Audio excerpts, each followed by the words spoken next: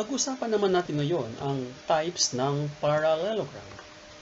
Sa dati nating video, inalam po natin yung kanilang mga properties ng isang parallelogram.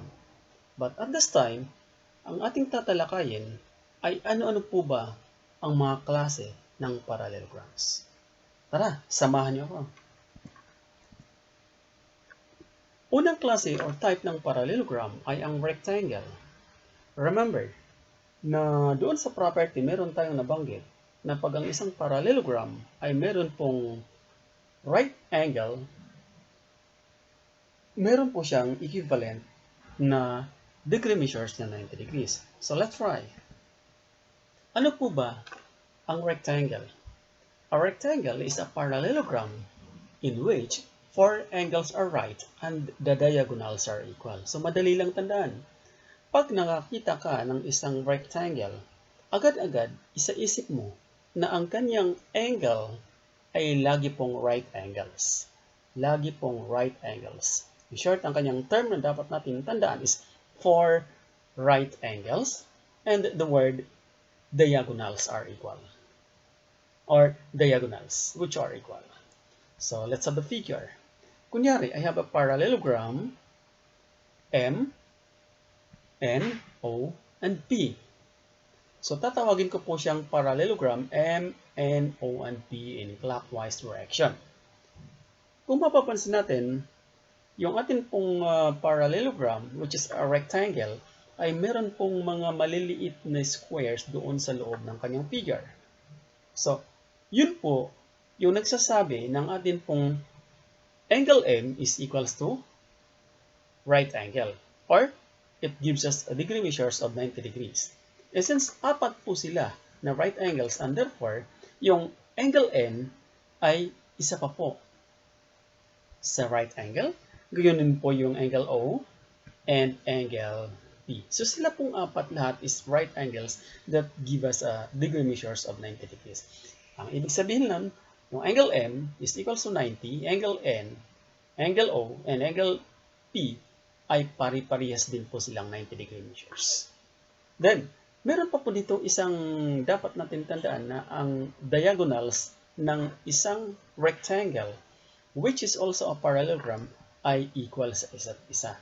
Ibig sabihin nun, kung gagawa ako ng isang diagonal from angle M papunta sa angle O, that is line or diagonal MO, at gagawa pa po ako ng isang diagonal from angle P to N, yung diagonal MO is equivalent to diagonal PN.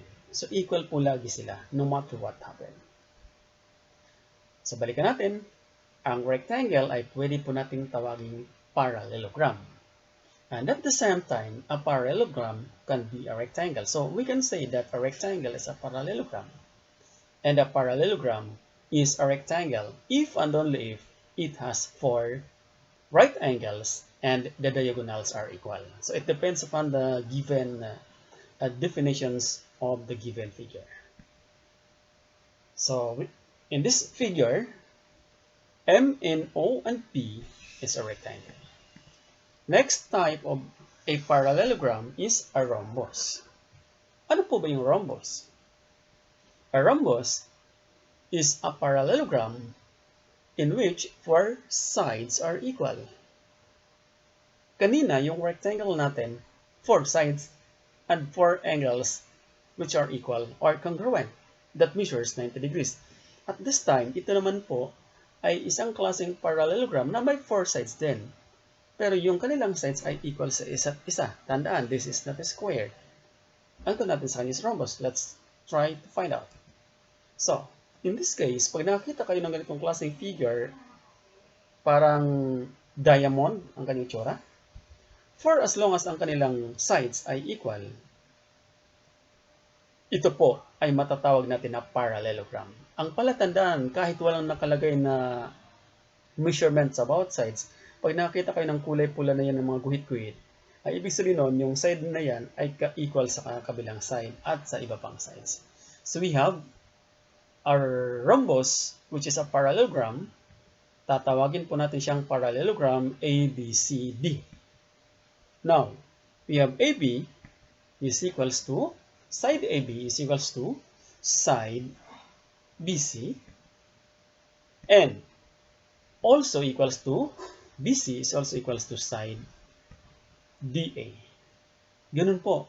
Lahat ng kanilang sides ay congruent. And therefore, in this figure, we have the rhombus is a parallelogram which has 4 equal sides. Of course, their opposite angles are congruent din po. Now, let's go to the next type of parallelogram, which is the square.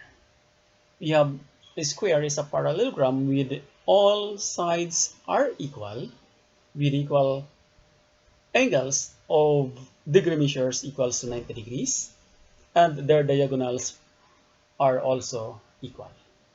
So, if I have a square, which is also a parallelogram, pwede po kasi natin sabihin or i-describe itong figure na to, a square is a parallelogram, if and only if their angles measures 90 degrees and its diagonals are also equal. And of course, their sides are also equal. So, tatlo. Sides are equal, degree measures are equal, and diagonals are equal. Ang tawag po natin sa kanya is a square, which is a parallelogram. Pero kung i-describe natin siya as a parallelogram is a square if and only if the three the three terms that I have mentioned earlier ay nandun nakapaloob sa part na yan. So, ano yung mga terms na yun?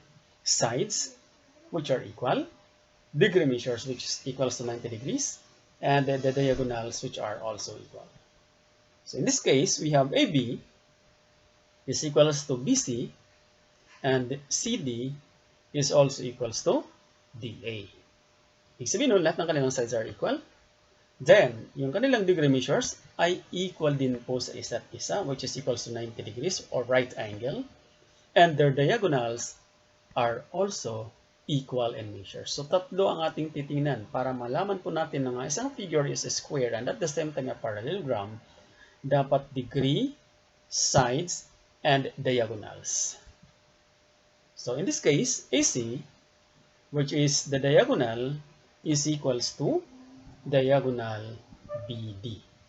So, also, AB is equals to BC, and BC is equals to CD, and at the same time, CD is equals to DA. Now, we can call this as parallelogram ABCD and also a square ABCD. Ganun lamang po. Sir, ano po bang pagkakaiba sa square, sa rectangle, at saka sa rhombus? Kung babalikan natin yung rectangle kasi meron siyang 4 right angles. Pero yung kanilang sides, hindi po pare-parehas lahat. Ang rectangle kasi meron lamang pong 2 pairs of parallel sides. Dito po pagdating sa square, meron siyang 4 equal sides and 2 pairs of parallel sides, 4 angles which are right. Pero pagdating sa rectangle, dalawa lang 2 pairs of parallel sides and their diagonals.